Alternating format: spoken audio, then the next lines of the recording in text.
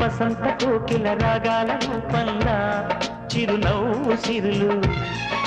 వేసంగి వెన్నెల కురిపించు దీపంగా వెలిగేటి కనులు వర్షించు వన్నెల ఆయంద చాపంగా చిన్నారి కళలు ఆ మనసు కొండల మురిపించి పిలుపేరా సుగుణాల నిధులు